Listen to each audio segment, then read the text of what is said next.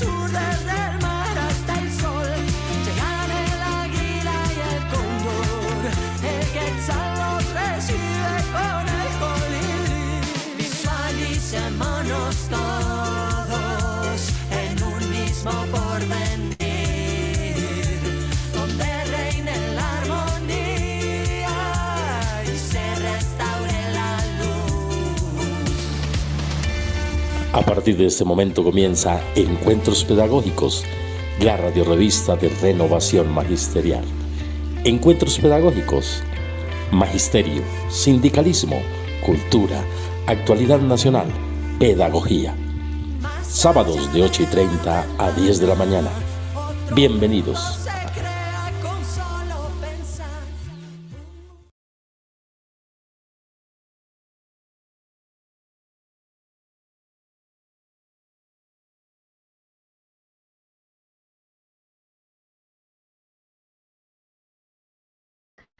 Tienes el micrófono cerrado. Muy buenos días, siendo las 8:30 de la mañana, abrimos Encuentros Pedagógicos, la radiorrevista de Renovación Magisterial de hoy, sábado 21 de febrero. Muy buenos días al magisterio a cada uno de ustedes que nos sintonizan a través de los diferentes medios de comunicación. Hoy les acompaña en la conducción del programa Rocío Porras con Paula Carvajal en lengua de señas. Recuerden que pueden sintonizarnos los sábados en Facebook Live y Renovación Magisterial y YouTube de Encuentros Pedagógicos. Visítenos en nuestra página www.renovacionmagisterial.org, donde siempre encontrarán los audios y documentos citados en nuestras entrevistas y las noticias de actualidad del sector docente y de los trabajadores. Síguenos también por la cuenta X @encuentropedac @renovacionmac. Listo, arrancamos nuestro programa hoy entonces. Con la fuerza del magisterio, Fabio Arias al Senado. Gran encuentro del magisterio con el candidato de los trabajadores y trabajadoras. Próximo sábado 28 de febrero, 11 de la mañana, en la carrera 13A, número 3436, auditorio de FECODE. Defenderemos lo conquistado, la reforma laboral, el gran avance en el poder adquisitivo de los trabajadores, en la financiación y dignificación de la educación. Los esperamos, recuerde, sábado 28 de febrero, 11 de la mañana, auditorio de FECODE.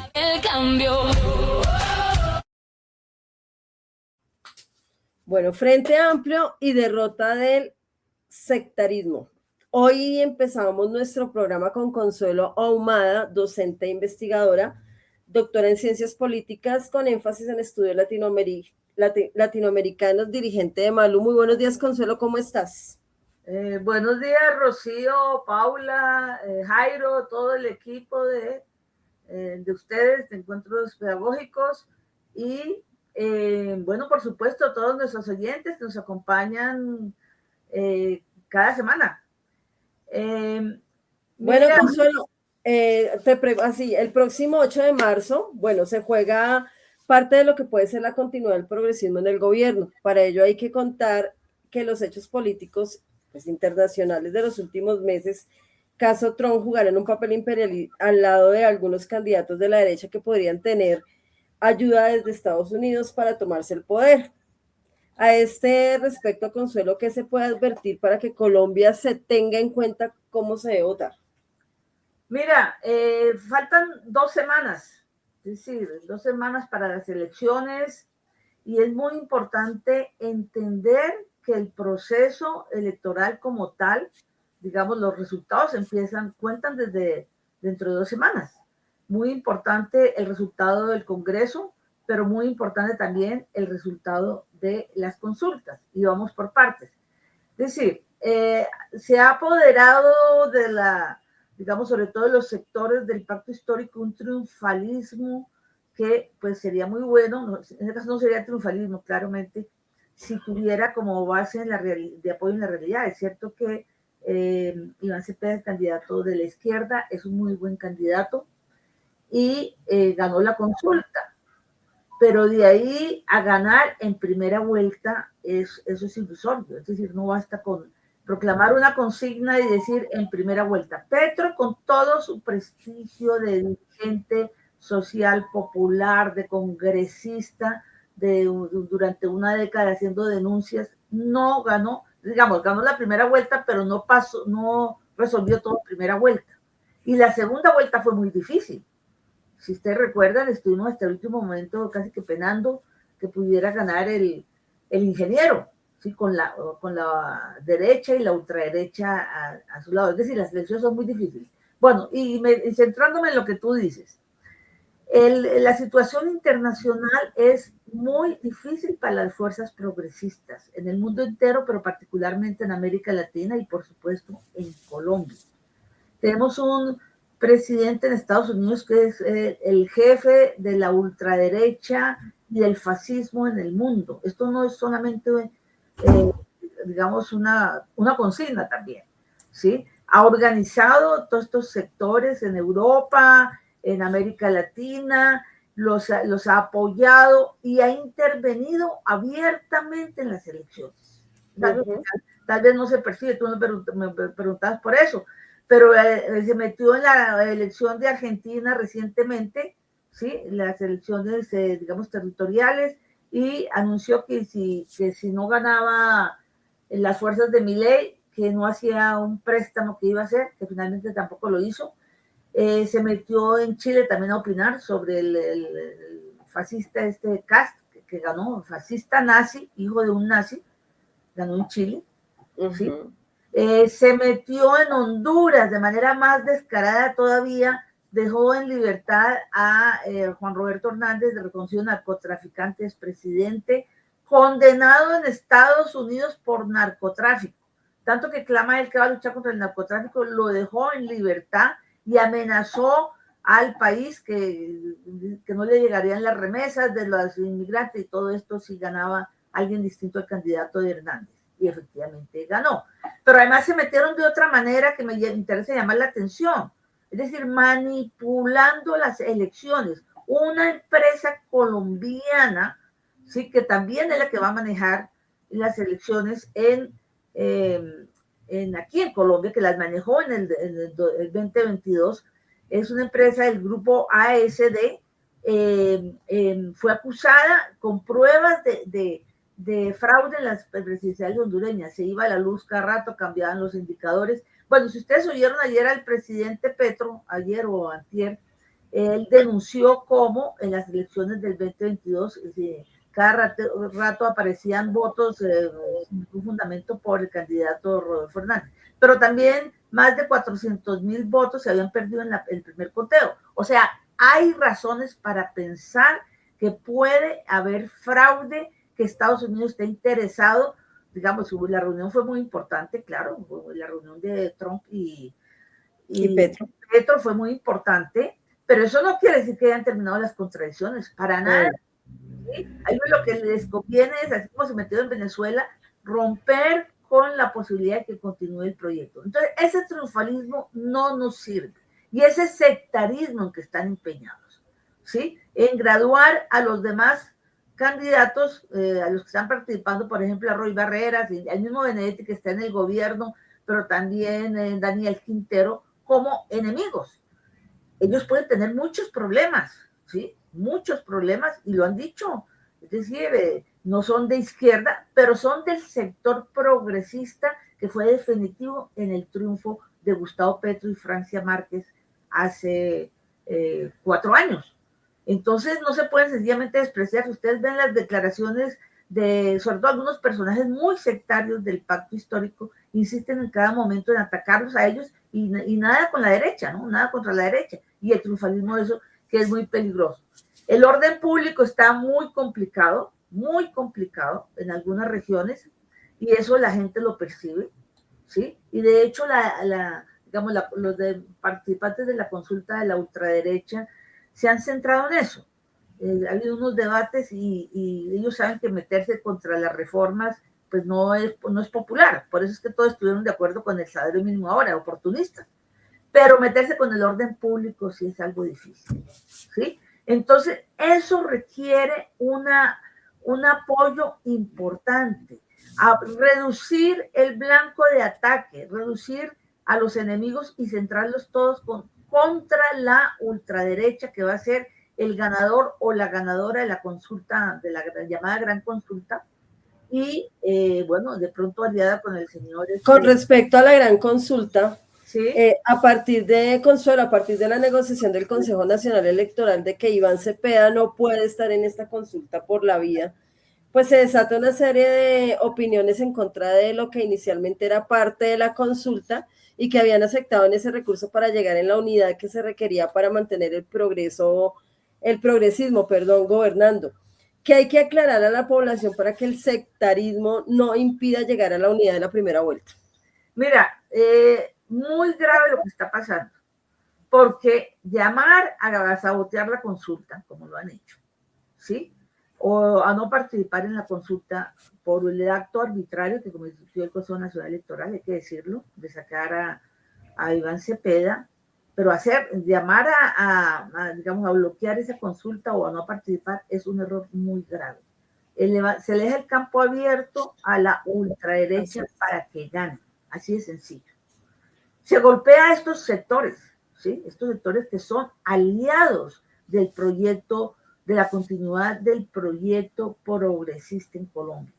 Es un proyecto que, como lo hemos visto en estos 4 años, no ha sido nada fácil.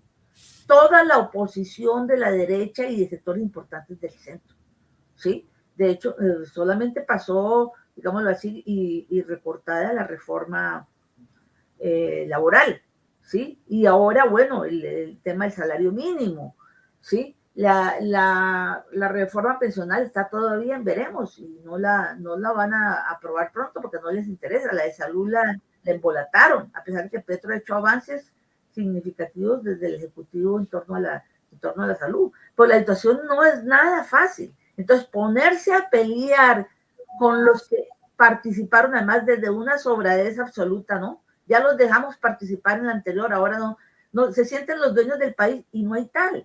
Es decir, el Petro no ha podido controlar el Estado, no ha sido fácil hacerlo, no ha sido fácil gobernar, ¿sí? Obviamente que se han cometido errores, pero digamos, la situación más grave, lo que hay que analizar de fondo es que es muy difícil llegar al poder a una fuerza progresista en estos tiempos, más en un país donde la derecha ha sido tan fuerte, la ultraderecha, el paramilitarismo, todos estos sectores han sido tan fuertes, Colombia ha sido tan aliado o entregado incondicionalmente a Estados Unidos. Eso no se consigue en la noche a la mañana, ni menos gritando que va a ganar en primera vuelta. No hay fundamentos para decir que va a ganar en primera vuelta y sobre todo golpeando a todos estos sectores posibles aliados. Yo esperaría, como ponía al final del artículo que escribí, que, bueno, se logre aglutinar, vencer ese sectarismo, aglutinar la mayoría de las fuerzas, construir mayorías, no imponerlas, ¿sí? Y, sacar adelante el proyecto. Miremos el desastre, lo que ocurrió en Bolivia. La izquierda empezó a dividirse, a atacar al presidente porque no era suficientemente de izquierda en un momento en que era muy difícil serlo, o imposible hacerlo, y ganó la ultraderecha, quedó la segunda vuelta en manos de ultraderecha. Entonces, yo esperaría que se supere esa situación y que Petro reflexione también y haga un llamado, ¿sí? Tiene que hacerlo porque él normalmente lo hace. En algún momento él dijo, si nos aislamos, si la izquierda se aísla, perdemos, ¿sí? Lo dijo, desde comienzos de su gobierno. Ojalá lo volviera a recordar y enfatizar, claro, para el orden a todos estos sectores que piensan que el triunfo depende de gritar más y hacer más bulla y de ser sectarios. Bueno, Consuelo, ya para finalizar, así ¿qué nos recomiendas ya para cerrar contigo, pues frente a todo esto que nos estás contando? Bueno, solamente nos queda hacer un esfuerzo muy grande. Ha sido difícil esta campaña, sobre todo a partir de la decisión del Consejo Nacional Electoral de dejar por fuera a Cepeda y las consecuencias que esto trajo, sobre todo en la reacción en el pacto histórico. Ha sido difícil, pero convenzamos a la gente. Esto no se gana con deseos, con buenos deseos, ¿sí? El frente sigue siendo más vigente que nunca, incluso más que hace 4 años. Sí. Estamos en una situación más difícil que la de hace 4 años. Y el estrella y el mismo se unen pues no sabemos qué pueda pasar. Eso de decir que Uribe se acabó, pues él como persona quizás no lo reciben de la misma manera, pero la ultraderecha sigue metida en todos lados en este país, con el apoyo de la ultraderecha de América Latina, con el apoyo de Trump y el apoyo real, con el apoyo de la ultraderecha europea. Eso lo vemos a diario. Hay que mirar un poquito más de fondo los problemas y entenderemos que la izquierda sola no puede ganar las elecciones, y mucho menos en primera vuelta. Estamos corriendo un riesgo muy grande si no logramos llamar la atención sobre este problema de poner el sectarismo, el infantilismo, ¿sí? Y sacar adelante un proyecto unitario que nos permita avanzar, quizás lentamente, pero avanzar en el camino que queremos, que es de la transformación política y social del país. Consuelo, muchísimas gracias por tu intervención y bueno, seguiremos hablando de este tema muy pronto. Muchísimas gracias. Bueno, gracias a ustedes. Bueno, que estés muy bien. Bueno, entonces vamos con Encuentro con Canapro.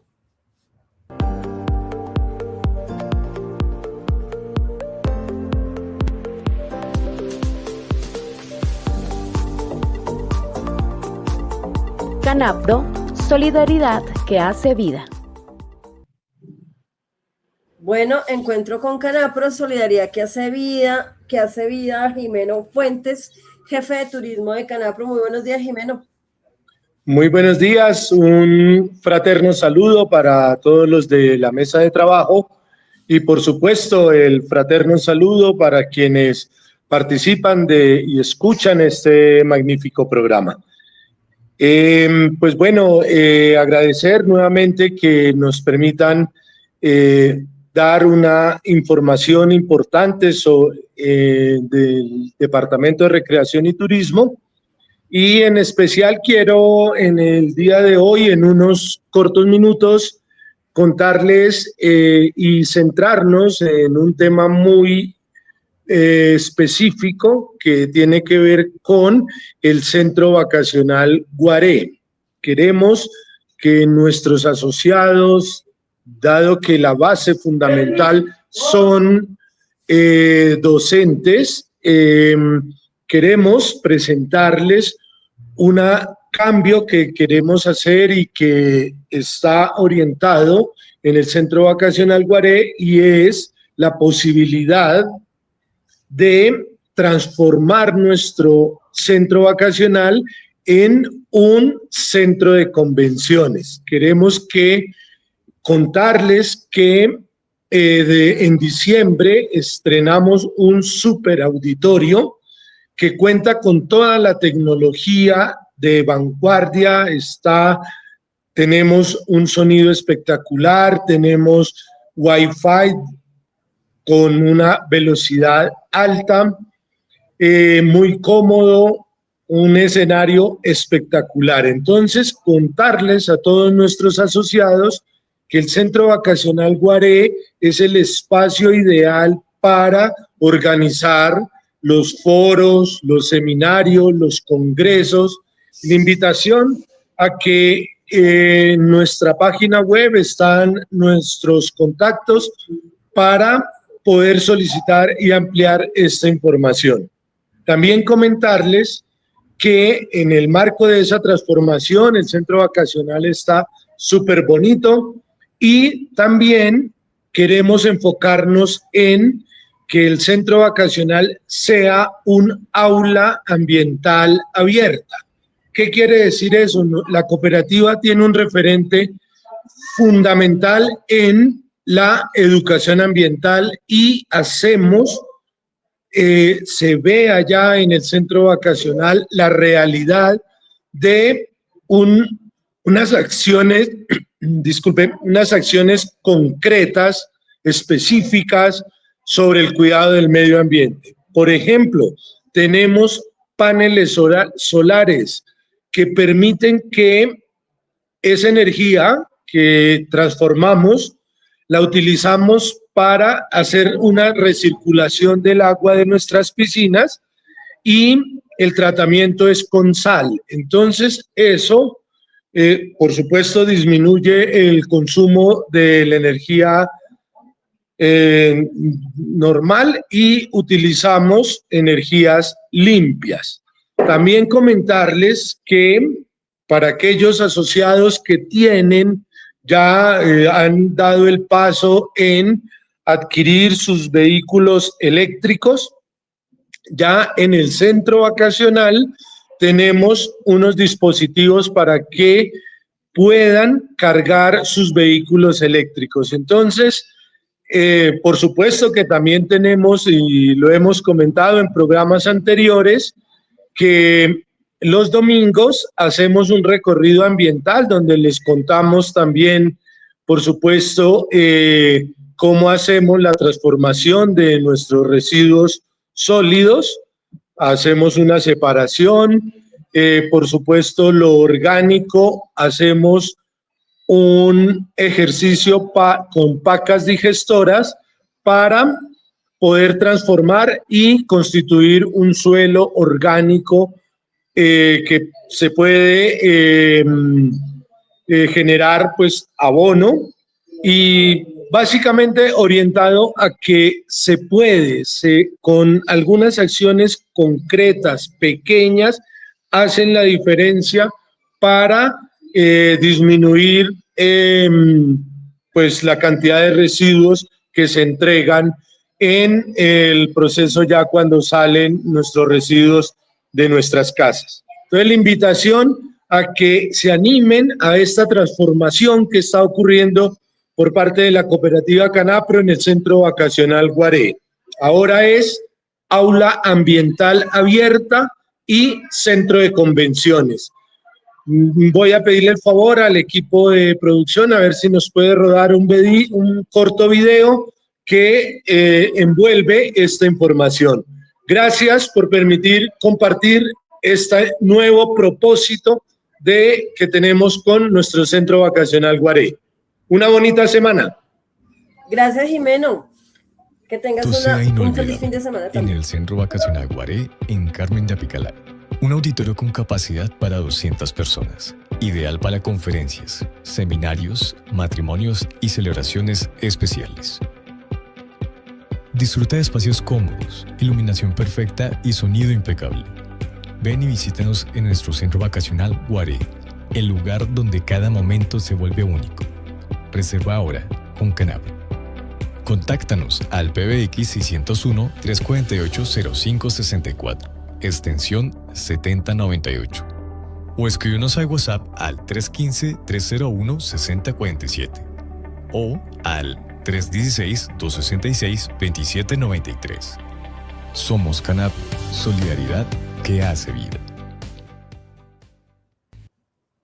Entonces vamos con el Rincón de Apolonia. Yo soy una aventurera. El Rincón de Apolonia, territorios de mujeres en perspectiva. Bueno, el salario mínimo vital es una herramienta de justicia social con enfoque de género. Sonia Liliana Vivas Piñeros, docente del IED Nuevo Horizonte, sede Torca, integrante del colectivo Malú. La tenemos hoy aquí. Y aquí iniciamos otro Rincón de Apolonia, territorios de mujeres en perspectiva. El artículo 53 de la Constitución Política de Colombia consagra la remuneración mínima vital y móvil proporcional a la cantidad y calidad de trabajo como uno de los mínimos fundamentales de la ley laboral en este país. Esto en coherencia con los lineamientos de la Organización Internacional del Trabajo, OIT, le permite al Estado colombiano, en cabeza del Gobierno del Cambio, que más allá de fijar un incremento porcentual anual, se busque garantizar ingresos suficientes para vivir con dignidad, lo cual tiene impactos directos en la vida económica, social y familiar de la clase trabajadora. Según cifras recientes del DANE, el 42.9% de la población económicamente activa se compone de mujeres y muchas de ellas ni siquiera alcanza a recibir un salario mínimo mensual. labores de la economía informal, caracterizadas por la precarización y las pesadas brechas de género en otros espacios laborales, alejan a las mujeres trabajadoras de obtener una justa remuneración por los trabajos que desarrollan. Y si bien es cierto que el salario vital no va a resolver por completo esta situación, sí contribuye a la dignificación laboral y a que se abran muchas posibilidades. Veamos algunas de ellas. Desde la autonomía económica real, un salario vital fortalece la economía financiera de las trabajadoras. Esto reduce situaciones de dependencia económica, amplía su capacidad de toma de decisiones y les permite proyectar metas personales y profesionales con mayor seguridad. Ante el dramático panorama de la feminización de la pobreza, las mujeres están sobrerepresentadas en sectores de bajos ingresos y empleos informales. Un salario que cubra efectivamente las necesidades básicas contribuye a disminuir la vulnerabilidad económica de las mujeres y a cerrar brechas históricas de desigualdad salarial. Aquí también es importante no dejar de lado la disminución de la sobrecarga laboral por cuenta de las labores del cuidado, porque un salario suficiente reduce la presión económica diaria y permite distribuir mejor los recursos destinados a la alimentación, el transporte, la educación, los servicios públicos y en general a la manutención del hogar. Teniendo en cuenta la realidad de un país como el nuestro, en donde, según la Encuesta Nacional de Calidad de Vida del año 2024 del DANE, el 46,5%, ojo, casi la mitad de los hogares en Colombia tienen jefatura de mujeres. Un número significativo de hogares depende principalmente del ingreso de una mujer. Un salario vital garantiza mejores condiciones de alimentación, vivienda, salud y educación para los hijos y las hijas de esos hogares, fortaleciendo el bienestar intergeneracional. Con las barreras al acceso efectivo a derechos laborales y seguridad social, cuando el salario vital se articula con políticas de formalización laboral, las trabajadoras acceden con mayor estabilidad a seguridad social, pensión, licencias de maternidad y protección frente a riesgos laborales, elementos clave para su estabilidad y su dignidad.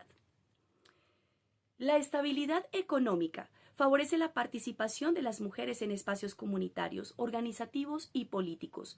Un ingreso digno no solo mejora su calidad de vida, sino que fortalece su voz y liderazgo en la sociedad.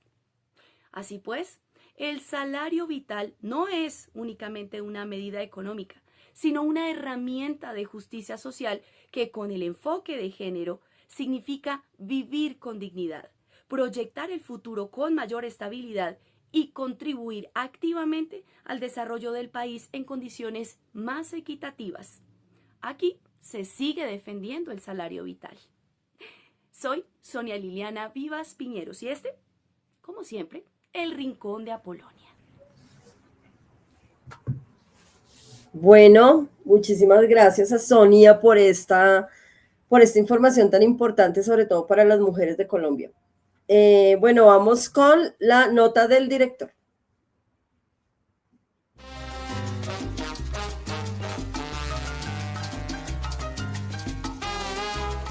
Nota del director.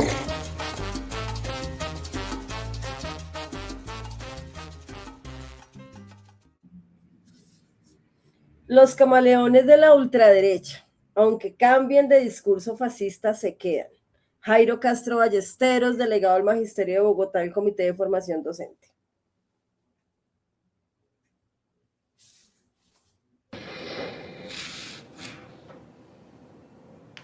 Muy buenos días al Magisterio y a la comunidad educativa que nos ven y nos siguen por Facebook Live de Renovación Magisterial al programa Encuentros Pedagógicos.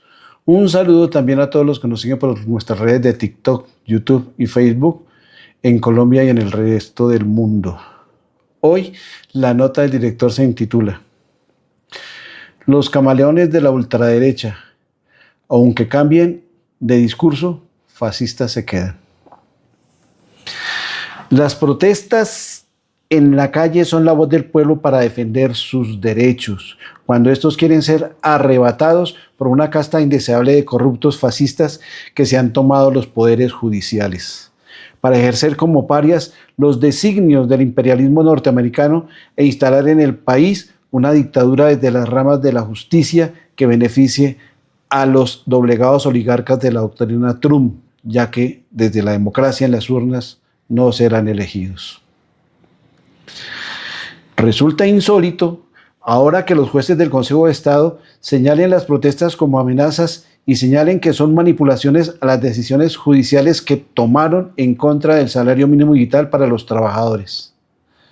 También dijo un magistrado en RCN el 18 de febrero del 2026 que esas reacciones a las decisiones tomadas por ellos no deben inferir la independencia judicial. Estamos de acuerdo. Nada debe interferir la independencia judicial, pero eso debe ser totalmente riguroso con todos los frentes políticos. La decisión tomada por ellos deja entrever el sesgo político de ultraderecha e intromisión política para bloquear al presidente de la República en su intención de mejorar la calidad de vida de las y los trabajadores en Colombia. Desde ahí es que se debe generar la independencia en las decisiones de justicia.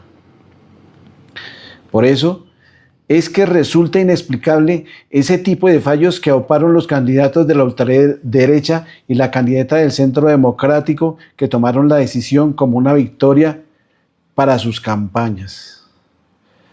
Pero como la reacción del pueblo fue salir a las calles a defender sus derechos, ahora sí claman porque se les respete a los trabajadores el salario asignado por el decreto presidencial al no haber concertación y acuerdo con los gremios.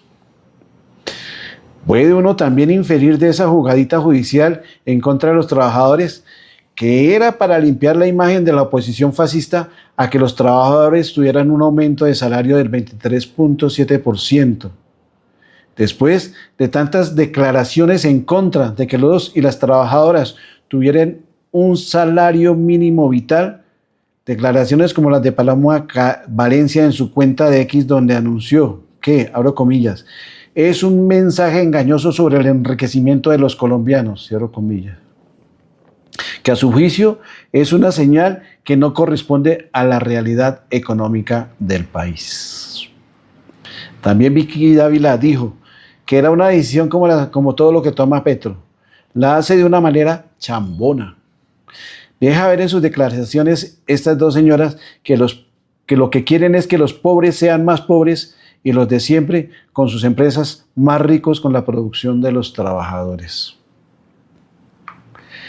Es incongruente que después de emitido el decreto de salario mínimo vital, aquellos políticos en campaña presidencial elevaran hasta el paroxismo esos gritos de desacuerdo por la vil decisión del gobierno de subirle tanto el sueldo a los trabajadores, por el descalabro que eso generaría en las arcas multimillonarias de su industria y de sus riquezas.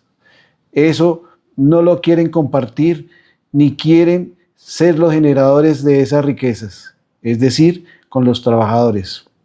Deben darles un porcentaje mínimo de sus millonarias cuentas bancarias, pero no quieren. Una porción mínima de lo que producen los trabajadores para sus bolsillos, no la quieren compartir. No quieren un salario vital que pueda alimentar a las familias de los trabajadores. Para ellos es importante que aguanten hambre para poder ejercer la presión esclavista a los trabajadores y trabajadoras del país, para darles moronas salariales, como ha ocurrido en el pasado con esos gobiernos que lo hicieron desde el primer mandato fascista de Uribe Vélez hasta la llegada del gobierno del cambio. Fueron 20 años de hambre y extrema pobreza en la que no se preocuparon por los trabajadores. Todo lo contrario, quitaron las horas extras, los sobresueldos dominicales y nocturnos, con aquella frase: acomodémonos, cuando gritó a los cuatro vientos el señor del Ubérrimo. A Colombia le está matando la pobreza. Lo que tenemos que hacer es modificar la jornada de trabajo, recortar la jornada de sueño, recortar la jornada de vacaciones, es recortar la jornada de los festivos. Traducido al español, Los trabajadores deben ser esclavos, sin derechos como el descanso o el sueño o las vacaciones. Es una total descripción de la esclavitud en tiempos modernos. Por eso, las exclamaciones en contra del mínimo vital de esos secuaces en campaña a la presidencia de la República. El descaro de los candidatos de la ultraderecha fascista que añora esos años de esclavitud fue cuando el Consejo de Estado suspendió el decreto de salario mínimo vital. En primer lugar, vitorearon la decisión del Consejo. Eso es lo que necesita el país y lo que debe ser, pero la decisión del pueblo en defensa de sus derechos y también la del gobierno fue expresarse en las calles. Sendas movilizaciones en el país en defensa de los derechos laborales se empezaron a gestar. Entonces, como buitres camaleónicos, ahora salen en defensa del mínimo vital. La descarada Vicky Dávila ahora dice que ella como presidenta va a dar esas garantías del aumento del 23.7%. O Paloma ahora dice que ese aumento debe mantenerse y así también lo dice el tigre con voz de gato, que el salario con el 23.7% se debe mantener. La godorria fascista ha sacado al sol la más descarada farsa, ha puesto en escena su talante de falsedad a unos niveles en que ya superan a Hitler. Ya no esconden las mentiras. Ahora tratan de que el pueblo como tontos les crean, que todas sus verdades ya no son mentiras, que su ambición de poder para recuperar la seguridad democrática en la que ellos eran los amos que decidían quién comía y quién no comía, en que decidían con curas a bordo quién vivía o quién moría, que todo eso es mentira. Pero no, señores. La expresión del pueblo en las calles ha dicho que defenderá sus derechos cueste lo que cueste, empezando por elegir a senadores y congresistas que respeten el derecho de vivir en paz, con justicia social.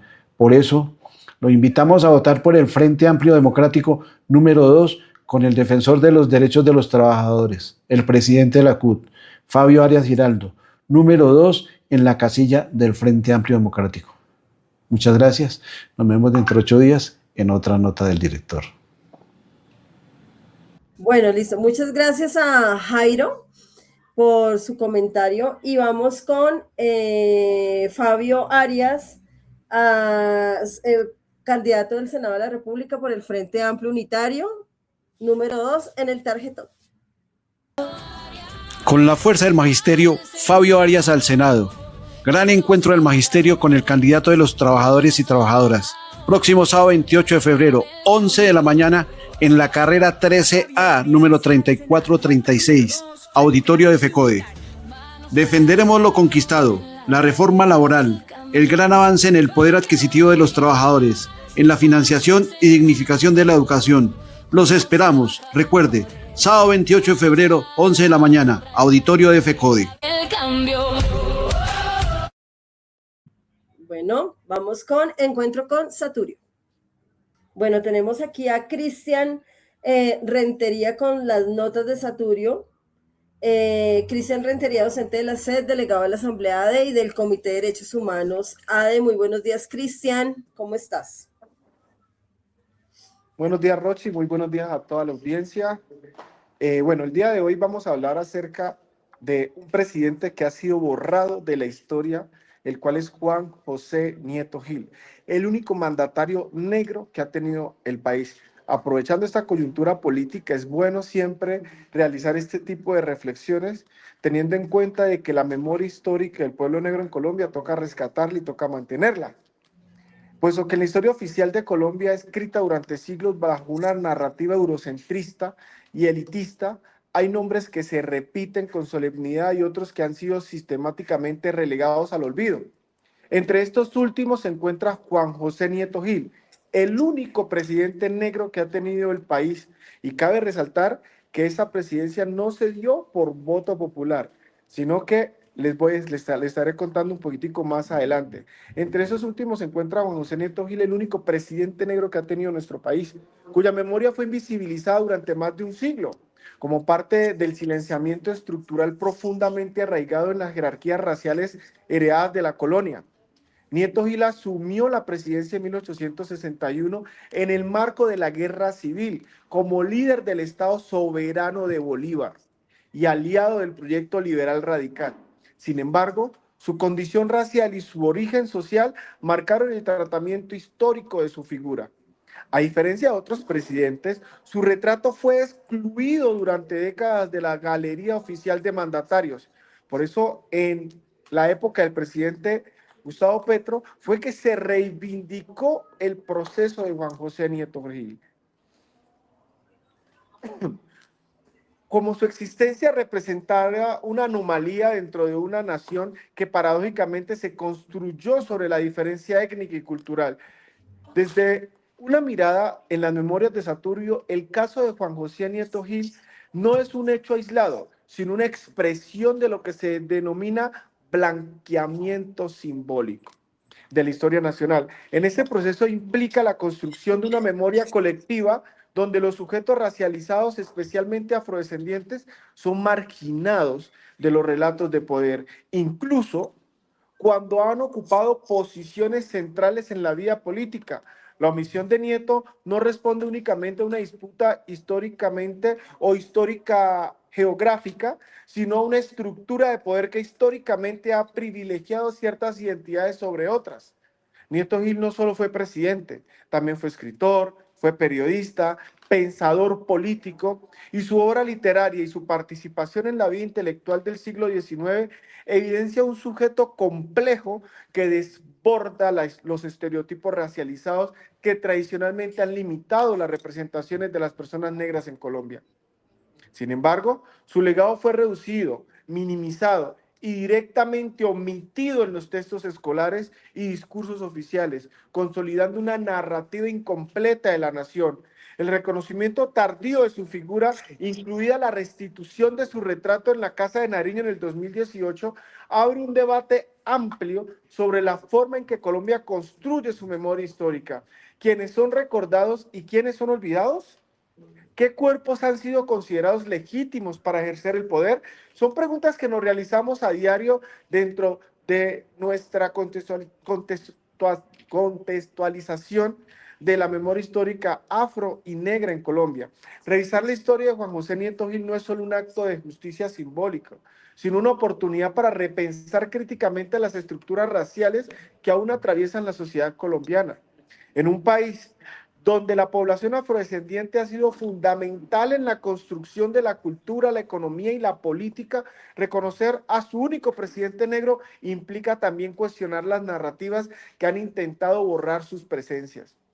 Hoy más que nunca recuperar un nombre se trata de reescribir la historia desde una perspectiva más amplia, más diversa y sobre todo más honesta. Yo soy Cristian Rentería y esas son las memorias de Saturio. Muy bien, Cristian. Pues borrado la historia, pero no de la memoria. Totalmente cierto. Bueno, entonces vamos con encuentro con los provisionales. Informe de la mesa de seguimiento, docentes provisionales. Para ello tenemos aquí a Yolanda López Durango, directora del Colectivo Nacional Docentes Provisionales por Colombia, vocera de los provisionales en mesa de seguimientos, acuerdos con el MEN y la Comisión Nacional del Servicio Civil. Muy buenos días, Yolanda, ¿cómo estás? Muy bien, el retorno un poquito bajito, pero bueno, aquí estamos haciendo la tarea. Muchas gracias por la invitación.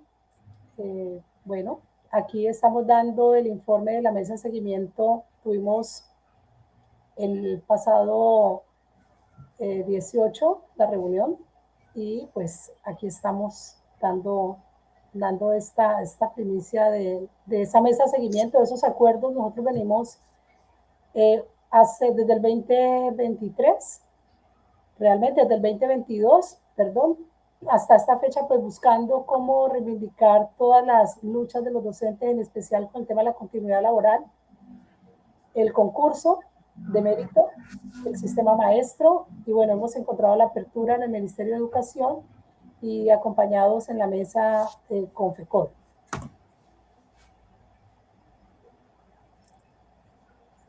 Sí, sí, no, pensé que ibas a seguir hablando. Bueno, ¿y qué más tienes para contarnos sobre esta mesa de provisionales? O este Bueno, informe. bueno, sigo de largo. Sí, Lo sigue primero hablando, que sigue tenemos hablando. que contar es que esta ha sido una lucha de los docentes provisionales que venimos ya hace rato, pues, precarizados y en esta situación de desvinculación, pasa por temporalidades, pasa que a veces los docentes no tienen el contrato y esto ya hace mucho tiempo, como se ha sostenido en la mesa, dejó de ser una provisionalidad. Nosotros ya no somos docentes provisionales, este no es un otro sí. La provisionalidad sería de estar un mes, un año, 2 años tal vez, pero incluso ya con un año yo pienso que un docente ya probó en el aula, ya hizo su trabajo comunitario, porque este trabajo de ser docente, que además es una situación, es una profesión de alto riesgo, porque estamos en zonas de conflicto, porque hay zonas PD, y etcétera, una serie de situaciones que los docentes vivimos en la comunidad. En la mesa, primero que todo, y voy a señalar como los aspectos más relevantes, primero pues llevamos en esta última mesa 2 años, veníamos desde hace 4 o 5 años, después del concurso, y pues hemos encontrado que ha habido receptividad para poder escuchar a los docentes provisionales, que somos como los ninguneados de alguna manera, como dice Galeano, es las pulgas que están buscando el perro, como dice Galeano. Y en este gobierno, especialmente en este gobierno del cambio, hemos encontrado que nos han escuchado en varias mesas de docentes. Se ha tratado de trabajar el tema de la escucha en varios aspectos. Lo primero que nosotros logramos en el 2023, la circular 024, que es una circular que sin duda representa para el magisterio una gran posibilidad, en especial porque muchos docentes que estaban también enfermos, bueno, con los 4 criterios que se establecieron, que ya venían por sentencia, el primero que son padres, madre, cabeza de hogar, enfermedades catastróficas, prepensionados y fuero sindical. Allí se les dio una posibilidad a estos docentes que venían con esta situación de retén. No obstante, incluso en la última mesa, pues hemos solicitado nuevamente al Ministerio de Educación que expida una circular, una directiva para los entes territoriales, para todos los entes, porque en algunos entes territoriales no está teniendo en cuenta este logro que nosotros tuvimos con esa circular 024, que era el reconocimiento a los docentes para que se les respete su puesto, su vinculación, dados estos 4 criterios que son de sentencia además, y que el ministerio vino a equiparar y que vino a poner la importancia. En la última reunión, precisamente tratamos ese tema, que ya lo veníamos trabajando, necesitamos esa circular. El segundo aspecto, el sistema maestro. El sistema maestro, pues el actual tiene a miles de docentes por fuera porque está pidiendo algo que se llaman los quintiles. Nosotros ya en la mesa, cuando hablo de nosotros, hablo de una mesa de docentes que está representada por varias regiones. Y lo que nosotros estamos buscando allí es que se tenga en cuenta a los docentes con su quehacer, con su experiencia. O sea, que eso sea lo más importante. Que también se valgan los títulos, que se valgan los otros estudios, porque no se está dejando cargar, la actual plataforma no deja cargar estudios que nosotros ya tenemos. Hay un borrador de la propuesta que incluso ha circulado de manera amplia y este borrador precisamente está estableciendo eso. Se van los quintiles, que es un dolor de cabeza para los docentes que ya salieron, que ya salimos hace mucho tiempo de la universidad, también, y las pruebas IFES, y esto pues, docentes con 10, 20 años de servicio. Se está teniendo en cuenta la experiencia, que es algo bastante importante. Hay docentes, que ya lo decía hace un rato, con 20 años, pero que no cumplen la edad, y es por eso que este tema es importante. Otro aspecto es el contexto, que ahorita se está trabajando de esa manera, porque hay un malentendido con el tema del arraigo, Y el arraigo no se puede entender ni en el concurso, ni en el sistema maestro como un impedimento para los docentes. Se tiene que entender es que hay situaciones, hay contextos distintos. Y no es lo mismo, por ejemplo, como decía un profesor, Javier Soledad, en el Catatumbo, el contexto que existe allá en el Catatumbo, el contexto que exista en Cali, en las zonas de alto riesgo, etcétera. Entonces sí hay que valorar eso, porque muchos de los docentes, incluso cuando pasan el concurso, entonces se dan cuenta que no pueden aguantar en ese contexto.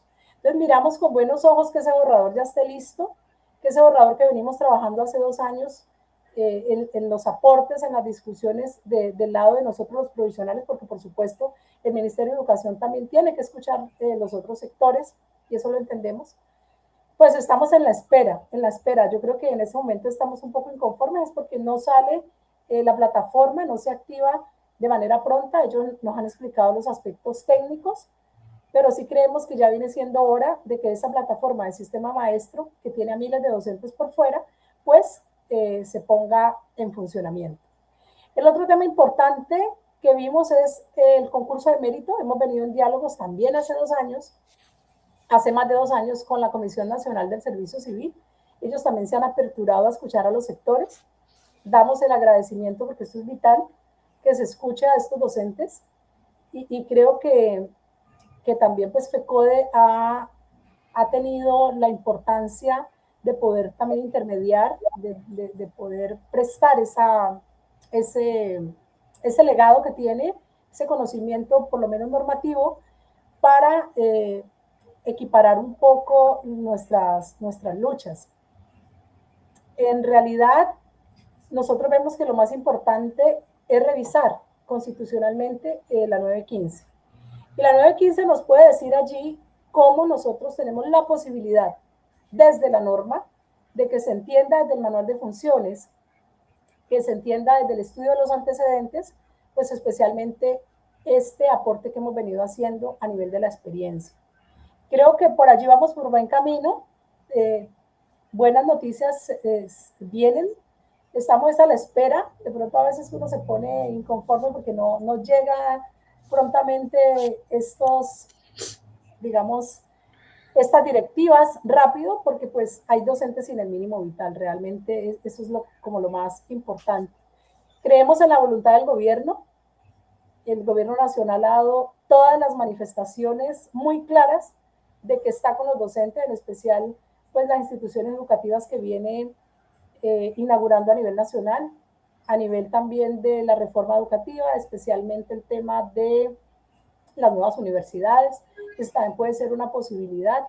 Acá en el Valle ahí se han inaugurado varios multicampus, y pues se ha estado trabajando por eso. Nosotros creemos y partimos del hecho que si se puede saldar esa deuda histórica con los docentes provisionales, que tenemos la experiencia, que ya cumplimos el mérito en el aula, que ya precisamente hemos dado todo para que se nos tenga en cuenta, pues ya es hora de que el gobierno también cumpla con poderle dar esa estabilidad laboral que celebramos que se está dando, y vale decirlo, que se está dando con los trabajadores, que se está dando a nivel de derechos con estos trabajadores que han estado en la informalidad. El tema de la informalidad en Colombia, en especial, el gobierno le ha hecho mucho trámite, mucho trabajo.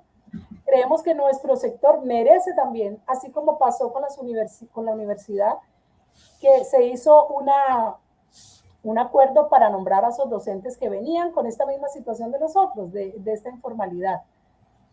Ahora lo que nosotros perseguimos es que este sea el año nuestro, un concurso donde se valore la experiencia, donde se valoren los contextos, pero que no se confunda que valorar esos contextos puede dejar a muchos docentes que nos hemos graduado no para trabajar en un solo lugar, sino para poder trabajar en cualquier parte del país, incluso a nivel internacional.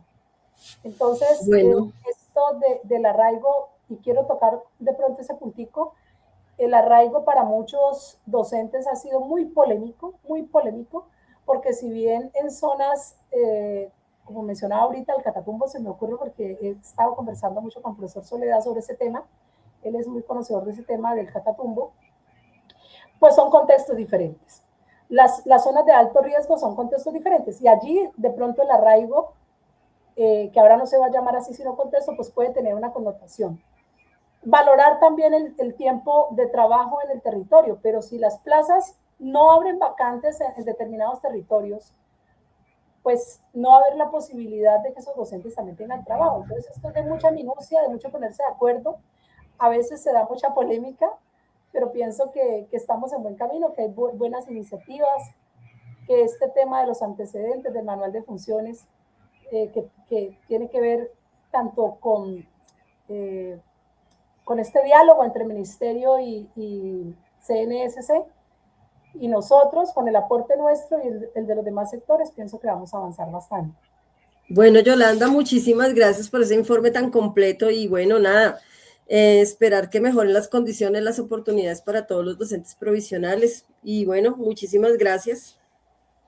Quisiera pues decir algo más, decir que confiamos en que pronto de verdad salga pues lo que nos han prometido, esa circular de retén social para que los docentes estén más tranquilos, conserven su estabilidad laboral, para que sigamos en los diálogos del concurso, que se den las fechas claramente, porque hay mucha incertidumbre. Dicen, puede ser en octubre, puede ser en septiembre, no damos fecha, y se vuelve una cuestión difícil, y en especial, pues el tema de la continuidad laboral, que pienso que sí se debe mejorar por dos aspectos fundamentales, que tiene que ver con un trabajo que tiene que hacer FECODE, y se lo pedimos aquí de corazón, que tiene que ver con la cobertura y que tiene que ver con las relaciones técnicas. Cuando estos dos aspectos se mejoran, la formalización laboral va a aparecer de una vez. Muchas gracias a todos por la invitación. Un saludo a Cristian, un saludo al profesor Miguel y bueno, hasta pronto. Bueno, Yolanda, que estés muy bien, feliz fin de semana, muchísimas gracias. Bueno, entonces vamos con Informe Capital.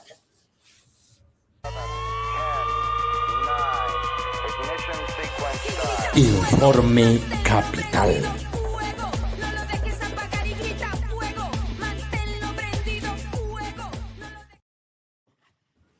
Bueno, la actualidad del Magisterio Bogotano con Andrés Ballén, secretario general de la ADE. Muy buenos días, Andrés, ¿cómo estás? Hola, Rochi, muy buenos días. Buenos días a toda la audiencia de Encuentros Pedagógicos. Como siempre, cada sábado estamos acá con la información distrital, la nacional, dando contexto, dando información y generando momentos de formación que son tan importantes.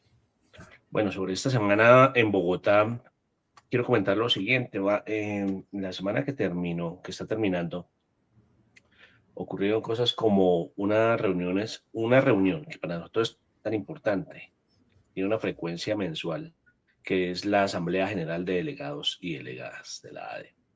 Instancia decisoria, una instancia que estatutariamente pues aparece como una de los órganos de dirección más importantes. Entonces, un saludo a nuestros compañeros asambleístas, particularmente quienes son de este equipo.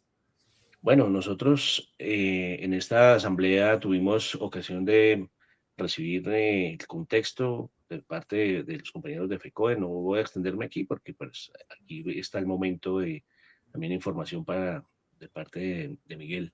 Pero particularmente llegamos a tomar unas determinaciones muy importantes. Y la primera, seguramente ya la han conocido, determinamos como hora cero para un paro de 24 horas el día 12 de marzo. No aguantamos más en Bogotá. Esta administración tiene completamente desbaratada la educación pública oficial. Aquí queremos decir, varios estamos coincidiendo en que definitivamente Bogotá está en una especie de emergencia educativa. Aquí con el cuentico de que los niños en el centro de las decisiones y que prima el tiempo de los estudiantes, pues han aplicado la famosa austeridad en detrimento de todos los asuntos, modalidades, niveles de educación y particularmente en contra de las comunidades educativas. Eso es absolutamente grave. Entonces, ese día vámonos preparando, vamos ambientando en nuestras comunidades el paro de 24 horas. Hay una cosa, y es que estos días he estado visitando colegios donde faltan maestros. Entonces yo me pregunto, ¿para cuándo será que Isabel Segovia va a mandar a cuantificar los días en que los estudiantes no tienen sus clases porque la Secretaría de Educación no manda a los maestros oportunamente? Ahí. Ese es el sesgo tan impresionante que tiene Segovia y que tiene Galán, que tiene la Secretaría de Educación. Bueno, entonces preparemos el paro. Razones hay un montón. Este próximo, para hablar de la situación, miren, este 26 de febrero vamos a tener una mesa laboral. En esa mesa laboral se espera tratar el asunto de la circular 08, que se inventó el famoso índice de necesidad de orientadores, índice pegado con babas, perdonen lo coloquial de la expresión, no tiene ningún sustento técnico. El índice que maneja la Secretaría de Educación es este es el índice. Usted para allá, usted para allá y usted para allá. No tiene ningún sustento. Vamos a hablar de la circular 09. Seguimos exigiendo que se derogue la circular 09, en donde se dice que las semanas de desarrollo institucional de abril y de octubre en Bogotá son presenciales. En una reunión me decía el director de Talento Humano, al reclamarle por, a ver, ¿dónde está el sustento técnico? ¿Cuáles son las decisiones basadas en la evidencia? Eso que acá ya, ¿no? Se las dan de técnicos diciendo decisiones basadas en la evidencia. Bueno, ¿cuál es la evidencia para quitar la no presencialidad en abril y en octubre? No, es que, a ver, le decía yo, cuénteme, ¿cuál es el salto significativo en la calidad de la educación con que ustedes hagan un detrimento del bienestar de los maestros? No se puede decir, lo único que me dio respuesta fue, bueno, dígale al ministerio que modifique la circular 43. Pues quiero decirle que ya hicimos la tarea.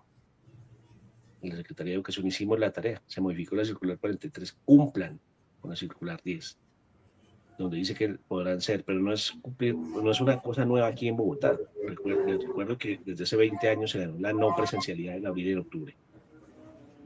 Entonces, definitivamente si se mantienen en la decisión de de volver las semanas de abril y de octubre presenciales, que no son vacaciones, ojos, son semanas de desarrollo institucional no presencial con trabajo autónomo, donde se respete, según la circular 10, la autonomía institucional, las decisiones del gobierno escolar, donde se apele a decisiones previas, territoriales, a actos administrativos previos. Desde el 2005 para acá tenemos la no presencialidad en nuestros actos administrativos, me refiero a las resoluciones de calendario académico.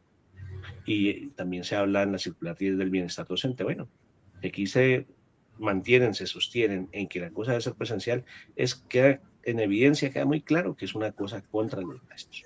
Y dicho sea de paso, nos tratan como sus enemigos. Me refiero a Galán, a los hermanos Galán, a Segovia y a todos esos sectores aliados que tienen.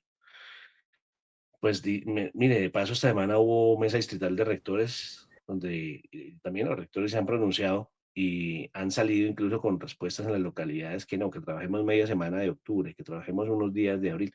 No, señor, no aceptamos eso.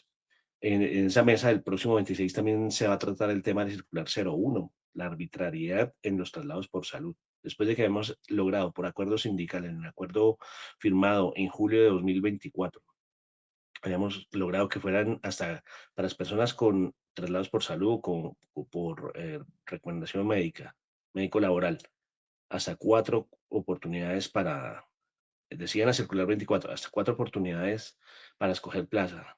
Y si a la cuarta no había algo que le fuera favorable, el maestro se podía quedar en su lugar de trabajo, mientras se podía mejorar el proceso.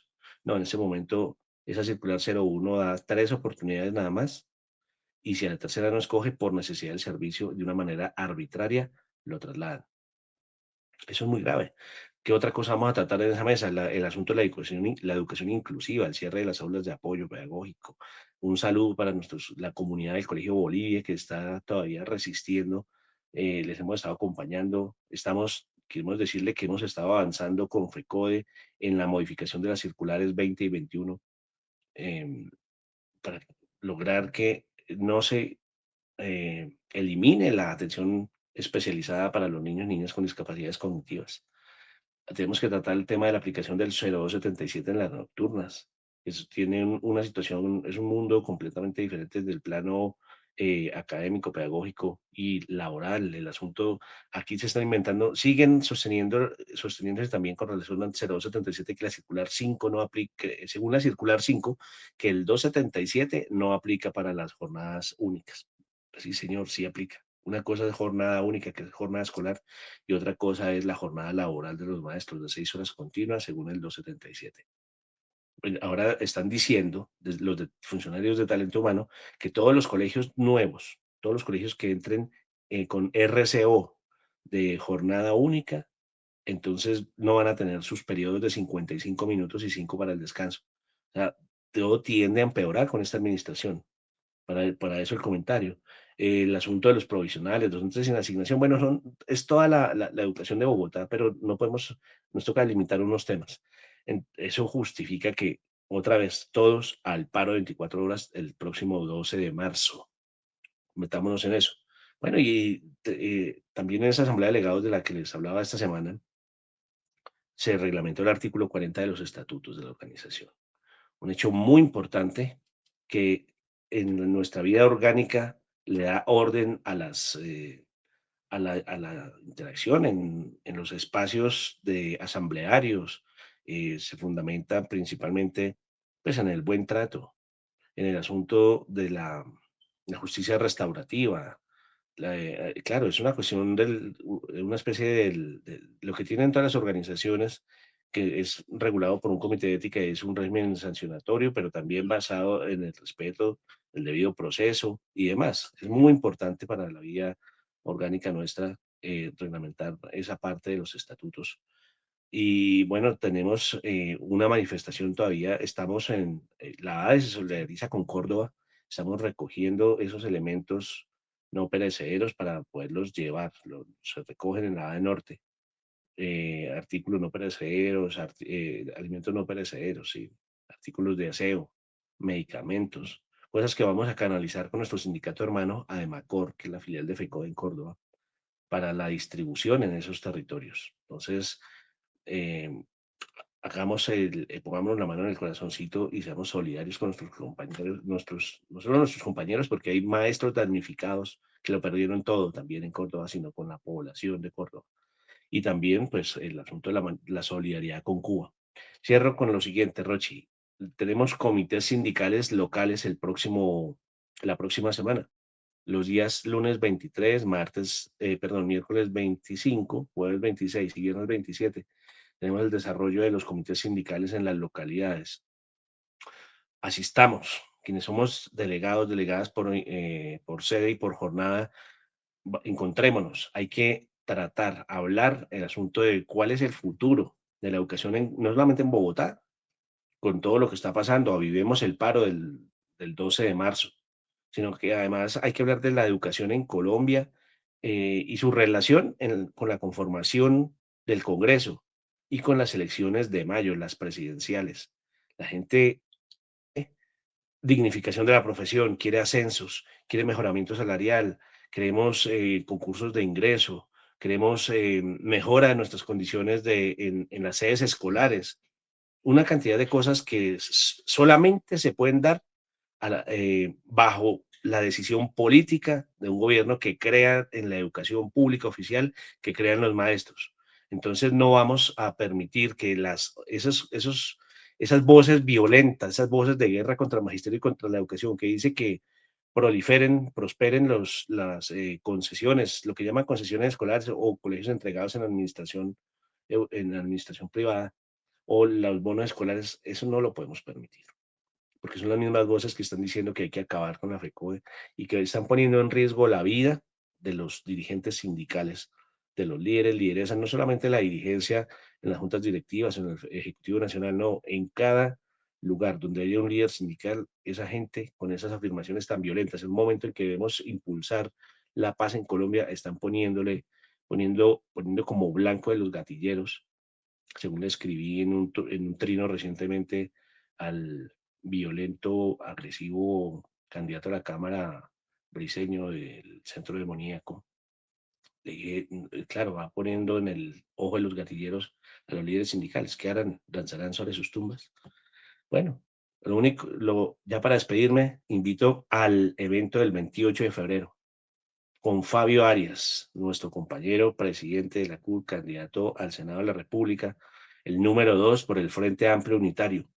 Es una persona por quien hay que definirse para votar, para acompañarlo el próximo 8 de marzo, marcando el número 2, Frente Amplio Unitario. Pues nos va a acompañar Fabio para comentar qué es lo que ha aportado para el mundo de los trabajadores y trabajadoras en el país, entre esos el magisterio. No se nos olvide, somos trabajadores y trabajadoras. Ustedes y yo vivimos de un salario al servicio del Estado, claro, de lo público, oficial, pero somos trabajadores. Entonces reunámonos con Fabio, pero también reunámonos a hablar de los temas de educación en el país, reunámonos a hablar de los temas de educación en Bogotá, encontremos alternativas, trabajemos juntos. Un abrazo para todos y todas. Feliz resto de fin de semana. Gracias, Andrés, por ese informe tan completo. Aquí también en las redes escriben también denunciar lo del cierre de cursos de preescolar. Bueno, claro que sí, Alexa.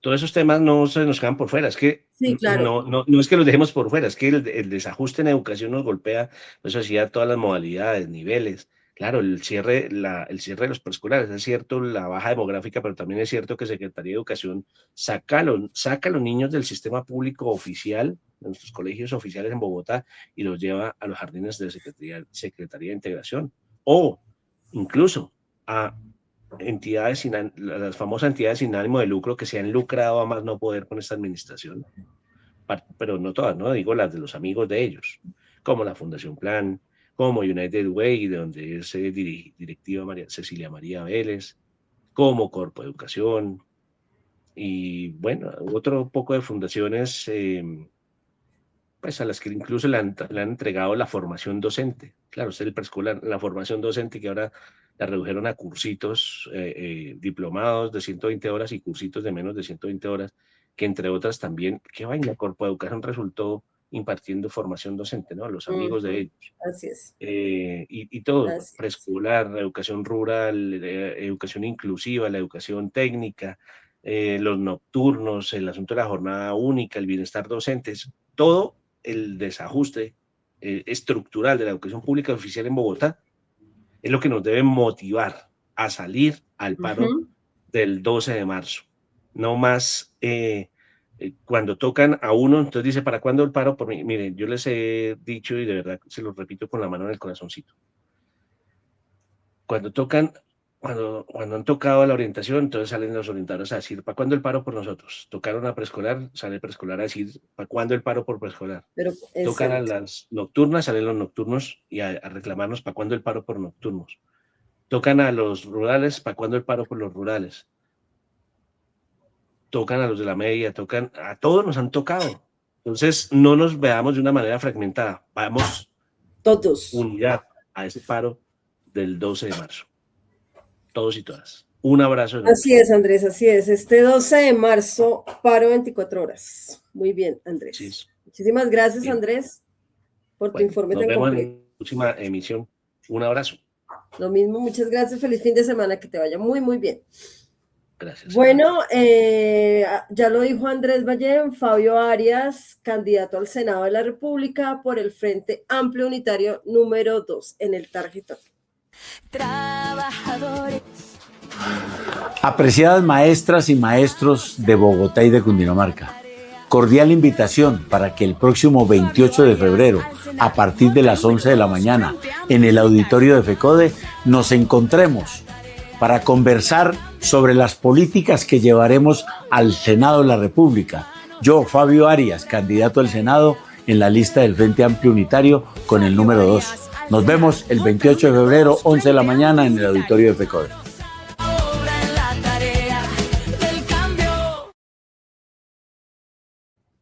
Bueno, vamos con encuentro con la comunidad educativa. Pasar haciendo caminos. Encuentro con la comunidad educativa y el magisterio. Bueno, Miguel Ángel, Pardo Romero, integrante del Comité Ejecutivo de FECODE, Comisión de Política Educativa y secretario de Prensa. Miguel, muy buenos días. Rochi, muy buenos días, ya sobre casi las 10 de la mañana. Sí, Un qué saludo pena, vital, hemos fraternal y tenido... teórico a ti, no te preocupes, están bien los temas. A Paula, nuestra intérprete en lengua de señas, te agradecemos tu participación el pasado jueves, y por supuesto a todo el magisterio, a la comunidad educativa que nos sigue a esta hora del día, a Sergio, el editor que está detrás de cámaras, junto con nuestro director Jairo Castro Ballesteros. Entonces, aquí a discreción, mi apreciada Rochi, nuestra veedora de salud. Bueno, Miguel, no pudimos tener la charla con Fabio por problemas técnicos, pero bueno, pues arranquemos con tu informe. Bueno, entonces miren, en primer lugar, digamos, dos partes de manera telegráfica, uno de las conclusiones de la Junta Directiva Nacional, la segunda instancia organizativa jerárquica de FECODE después de la Asamblea General Federal, y pues diremos de manera telegráfica sus conclusiones, y segundo, pues cómo estamos avanzando en los procesos que estamos desarrollando de modificación de normas para restituir derechos, algunas de las cuales ya mencionó nuestro compañero Ballén, y algunas habló Yolanda, la compañera de los provisionales. Entonces, en primer lugar, dentro de las conclusiones, diríamos 6 conclusiones de la Junta Nacional de FECODE, que se reunió el lunes pasado. La primera es una declaración política. Esta es la única posición institucional oficial de FECODE sobre la situación política nacional, incluida el tema electoral. Y como titula y plantea esa declaración, se trata de que FECODE invita, llama, convoca a todos los sectores progresistas alternativos de izquierda a un proceso de unidad que nos lleve pues hacia la primera vuelta con una candidatura única a la presidencia.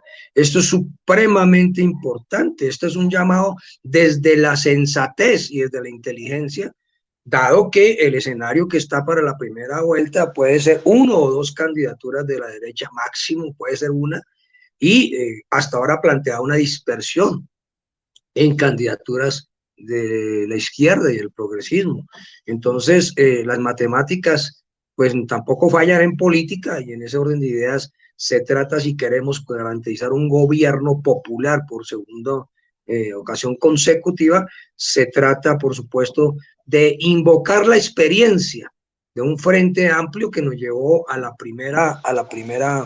gobierno popular, y ahora, por supuesto, esa es la fórmula que no debemos abandonar para garantizar la segunda en los próximos 4 años.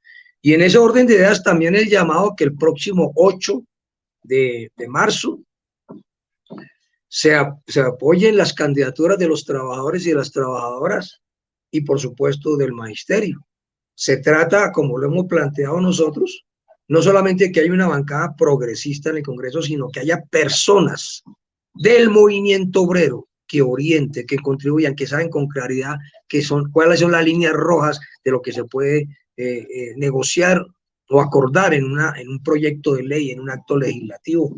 Y esto es muy importante, llevar la sabiduría de las calles, la experiencia de la movilización social al Congreso de la República. Eso es absolutamente claro, ¿sí? Ya lo otro, el 8 de marzo no se elige presidente. Esa no es la angustia de la hora. La angustia del 8 de marzo, por supuesto, es la que tiene que ver con el tema de cambiar la correlación de fuerzas de manera favorable al Congreso. La gente tendrá pues libertad en saber qué hace con lo de la consulta, pero el tema central es cambiar la correlación de fuerzas. Y el 9 de marzo, pues 8 de marzo y el 9 de marzo, iniciar el proceso de trabajar unificada hacia la unidad de una candidatura. Eso está claro, lo que diga la prensa, lo que diga el tiempo, desatar los sectarismos, como aquí habló Consuelo, eso no tiene ninguna... desatar sectarismo lo único que conlleva es que nos pase lo de Chile y lo de Bolivia, que perdimos los gobiernos populares. Aquí hay que no perder 50 años de experiencia que se concretaron en el 2022 y que tenemos que mantener ese criterio para el 2026. Segundo gran asunto de la Junta Nacional, el apoyo, por supuesto, solidario en recursos y en, por supuesto, acuerdos con el gobierno al tema de a la oleada de lluvias de carácter atípico que azota el país, especialmente Córdoba, Antioquia, Sucre, etcétera, y allí pues hay unas decisiones en ese sentido. Tercero, un apoyo solidario al pueblo de Cuba, hoy cercado de manera miserable por el gobierno de Trump, y pues coordinaremos las ayudas necesarias y un llamamiento a apoyar al pueblo argentino que se está movilizando en las calles frente a la reforma agresiva laboral que se ha impuesto a pesar de la insubordinación popular y que, entre otras cosas, es la que está planteando la coalición de centro-derecha en cabeza de Mauricio Cárdenas, especialmente, que ha planteado que cuando se llegue al gobierno en Colombia por parte de ellos hay que hacerlo de Milei. El cuarto asunto es la realización de una Junta Nacional el próximo 16 de marzo para mirar de manera detallada todo lo que es relativo al FOMAC. Obviamente los temas de salud, obviamente el tema del sabotaje, obviamente las alternativas, pero también mirar con detalle cómo se está trabajando desde el gobierno, desde la vicepresidencia de la previsora, para trancar esa insistencia de unos sectores, ese entramado mafioso que sigue buscando cómo apropiarse de los recursos del FOMAC para las oficinas, o algunas, no todas, por supuesto, algunas oficinas de abogados que priorizan sus negocios frente a el interés general. Entonces habrá una Junta Nacional para mirar detalladamente eso, previa reunión técnica de prestaciones, de primas y de salud con los ministerios respectivos para poder llegar a tomar decisiones, porque aquí se habla de paros, pero ¿el paro para qué? Es decir, ¿con cuál objetivo? Si el que denuncia la corrupción es el gobierno, nosotros, y la comprueba y hace denuncias fiscales, nosotros vamos a hacer un paro contra el gobierno popular. Y llegamos de interrogante. Y entonces uno tendrá que saber para qué son los paros, porque no podemos terminar nosotros haciendo paros por los que estamos en este momento batallando por implementar el modelo de 03 o por trancar y neutralizar y echar para atrás y hacer las denuncias frente a la corrupción. Entonces, el 16 de marzo tendremos esas decisiones. El quinto punto de la Junta Nacional es la decisión de desarrollar la primera de las dos asambleas generales federales, que es la máxima instancia de la federación, es la que orienta a la federación para los siguientes 2 años, y en ese orden de ideas se realizará entre el 10 y el 11 de junio del 2026, en la máxima instancia. Y la séptima, la participación, como ya ocurrió, masiva en las calles para respaldar la propuesta de la Central Unitaria de Trabajadores, del Comando Nacional Unitario, de que se emita el decreto, que se emitiera el decreto de manera similar sobre el salario vital, asunto que el presidente de la República hizo de manera abierta en la Plaza de Bolívar el pasado 19, en medio de todas las movilizaciones que conocimos en todo el país. Digamos que estas son 6 conclusiones, y el otro tema de la Junta Nacional, y el otro tema es los avances que estamos desarrollando en normativas, algunos comentados ya por los compañeros que me antecedieron, pero los voy a dar planteados entonces. El primero, el avance importante en materia de garantizar los pagos hacia el 27 de cada mes en el país, derivado de la discusión que hubo por parte de la Secretaría de Educación, que incitó a otras secretarías de educación, pues se ha llegado al acuerdo en que el Ministerio de Educación, para pagar y tener los pagos el 27 en los cajeros para cada maestro y maestra, pues deben ajustarse en las entidades territoriales a acortar sus tiempos de reportes para que esos tiempos se puedan cumplir. Quedó al descubierto que la Secretaría de Educación no cumplió con los tiempos, que la Secretaría de Educación de Bogotá sabe que todos los 97 entidades tienen que ir al mismo tiempo, reportar para que Hacienda pague, retrasó la Secretaría de Educación de Bogotá a todas las demás y luego salió a cobrar políticamente por ventanilla lo que era responsable. Ahora ante la carta que se le ha planteado, dice que no está en la disposición de cambiar los tiempos, o que por lo menos se hace la vista gorda a la propuesta, teniendo pues los funcionarios, la mayor cantidad de funcionarios para que puedan hacer los reportes a tiempo a nivel al ministerio y poder pagar eso. Entonces estaremos pendientes esta próxima semana de este cumplimiento. 2, el calendario académico, ya lo hemos hablado aquí, se restituye no solamente para Bogotá, sino que para todo el país, las 2 semanas no presenciales y con trabajo autónomo, y ven un pulso con esta Secretaría de Educación que primero argumentó que la culpa era el ministerio, y ahora cuando el ministerio deja claritico el asunto, entonces sale a decir que no va a cumplir. Entonces es una manifestación política que creo que nosotros tenemos que seguir registrando, porque después de las territoriales, después de las elecciones de parlamento vienen las territoriales, y aquí el magisterio tendrá que definir qué va a hacer para el consejo y qué va a hacer para la alcaldía.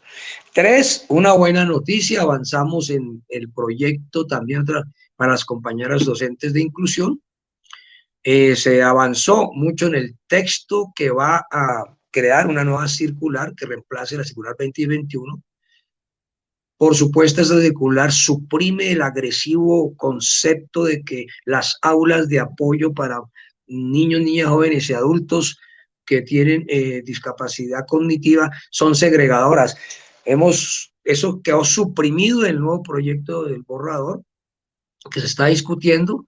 En segundo lugar, se reivindica estas aulas como parte de la educación inclusiva y garante del derecho a la educación de la población, de esta población. Esto también, porque se había preguntado es que era que hay que suprimirlas. Entonces, estos 2 asuntos más otros elementos claves que tendremos más tiempo después de explicarlos son importantes. Esperamos que las observaciones que hemos hecho tengan una expresión en una propuesta de proyecto, pero ya está claro que esa batalla la ganamos después de 3 años y medio de suprimir este decreto. Pero le hemos pedido a la Secretaría, al Ministerio, que a pesar de que sabemos que va a haber una circular nueva, la Secretaría de Educación de Bogotá, por razones fiscales de apropiación de los recursos de lo que es para los niños y niñas, a costa de los niños y niñas, va a seguir haciendo de las suyas, pues tendremos que seguir en las mesas conjuntas, Ministerio, Secretaría de Educación y por supuesto ADE y nosotros como FECODE. Tercer asunto que se avanza, muy importante para que se observe, es en el acto administrativo que va a estabilizar las plantas de personal por cada colegio en las entidades territoriales certificadas. Ojo, por cada colegio, no globalmente en cada entidad certificada. ¿Qué significa eso? Pues significa que nosotros hoy tenemos una declaratoria de maestros de asignación académica, supuestamente en la aplicación de los parámetros, nos parece injusto, pero entonces hemos traído un criterio, un principio del derecho, que es la primacía del principio de la realidad. Y entonces hoy hay baja matrícula y baja natalidad, y eso no se puede traducir en una agresión contra la escuela. Entre las razones de la baja matrícula, pues conocemos muchas, que por razones de tiempo aquí no vamos a describir. Y en ese orden de ideas, esto, o la baja natalidad, que obviamente debe haber una política demográfica del Estado, pero no se puede traducir eso en declarar maestros sin carga académica, sino al contrario, aprovechar para que la educación sea más personalizada. Todos estos elementos, ¿no? Se constituye, este principio que prima la realidad, la primacía del principio de realidad, se vuelvan parte de la organización de las plantas de personal, porque no deben sobrar maestros. Máxime cuando las entidades territoriales saben que existe la circular 038 de 2024, donde los proyectos pedagógicos hacen parte de la asignación académica. Esto es otro pulso. Entonces va a haber un acto administrativo en ese sentido y avanzamos en ello con mucha precisión. En el tema de docentes orientadores, pues ya ustedes saben que ya se está trabajando, ya lo informó el compañero Valle, se está trabajando en una serie de conceptos que permitan respaldar el carácter profesional de los docentes orientadores, ¿sí?, que quiere ser agredida y por parte de la Secretaría de Educación, y peor aún, su maldad va a que quieren que se generalice el desconocimiento del carácter profesional, imponiendo otras funciones para poder recortar y ajustar la planta de manera irracional. El otro asunto clave es en la reunión con los provisionales, Yolanda ya la expresó, pero yo quiero señalar sobre el particular una relación provisionalidad-concurso. Hemos insistido que pues sí, que hay que resolver el tema de ajustar el sistema de maestro, eso está bien, pero en este momento lo central para nosotros es la convocatoria concurso docente, y esa convocatoria concurso docente debe incluir, entre otros asuntos, el reconocimiento a la experiencia en el sector oficial, léase los provisionales. Pero adicionalmente, mi apreciada Rochi, hay que recordarle a todos y todas que allí también se habla del arraigo y los contextos, y esto hay que precisarlo para que no se desfigure y termine siendo un elemento desfavorable. Para los compañeros provisionales que están en inclusión, en arte, etcétera, decirles que también el manual de funciones se está modificando con el propósito de que puedan participar en el concurso. Entonces, el próximo mes hará una reunión para mirar las propuestas que en esa particular y la modificación al 915 de 2016 se le va a hacer al gobierno nacional en ese sentido. Y por último, pues decirle a todas y todos en materia de provisionalidad que nosotros en el acuerdo FECODE de gobierno 2024 se lograron 10.700 maestros y maestros más de carácter provisional para atender pues especialmente la zona rural en orientación en primera infancia, y que esa planta se ha convertido en una planta viabilizada, 9.400 maestros más o menos, que entrarán al concurso.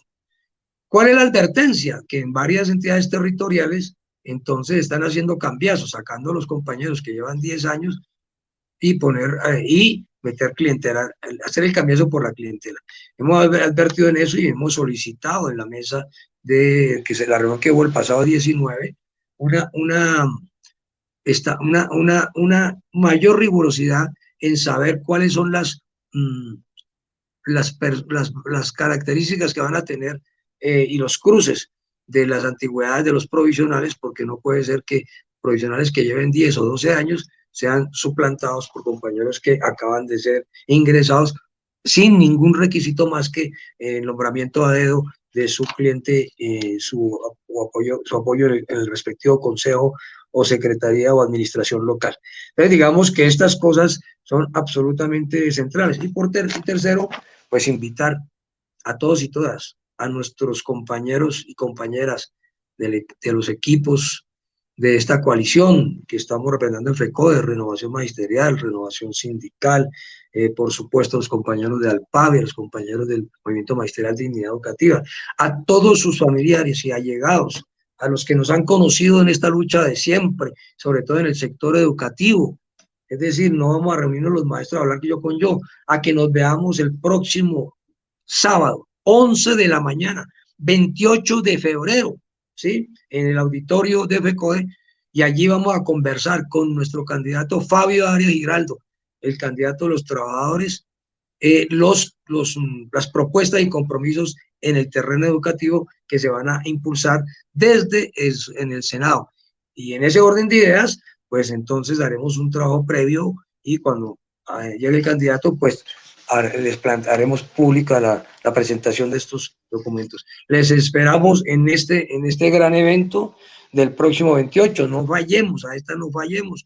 Necesitamos, compañeros y compañeras, presencia de los trabajadores y del sector educativo. Con Fabio Arias, con la fuerza del magisterio, Fabio Arias al Senado número 2 por el Frente Amplio. Tan. Bueno, Miguel, muchísimas gracias por tu informe muy, muy completo y listo. Vamos con la despedida ya. Nos pasamos del tiempo. Me da culpa. No. Bueno, vuelvo a reiterar la invitación. 28 de febrero, la cita en el auditorio FECODE, ubicado en la calle 34, número 1339, Bogotá. Carrera 13A, 3436. Ok. No busque buen apunte. Que no busquen la de Google porque la de Google está equivocada. Sí, bueno, listo. La Carrera 13A, número 3436. Ahí está en nuestras. Ahí pero ahí va a haber. Ahí estaremos con Fabio Arias. Hay parqueadero, ¿no? Hay unas buenas viandas. Ok, entonces Fabio Arias estará allí presente. Los invitamos a todos este sábado, entonces 11 de la mañana. Desde las 11. Nos vemos. Un abrazo. Bueno, Miguel, gracias. Bueno, agradecemos a todos ustedes por su sintonía, a todo el equipo de Renovación Magisterial en Colombia, a nuestro director Jairo Castro Ballesteros, nuestro productor Sergio Camilo Castro, en lengua de señas Paula Carvajal. Recuerden, todos los sábados continuamos en su compañía de 8:30 a 10 de la mañana. Les habló Rocío Porras y los dejo con este videito de Fabio. Muchas gracias. Trabajadores. Apreciadas maestras y maestros de Bogotá y de Cundinamarca, cordial invitación para que el próximo 28 de febrero, a partir de las 11 de la mañana, en el auditorio de FECODE, nos encontremos para conversar sobre las políticas que llevaremos al Senado de la República. Yo, Fabio Arias, candidato al Senado en la lista del Frente Amplio Unitario con el número 2. Nos vemos el 28 de febrero, 11 de la mañana, en el auditorio de FECODE.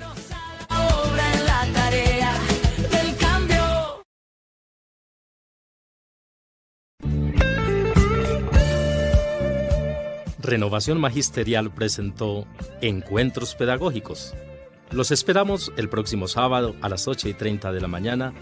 Gracias por acompañarnos.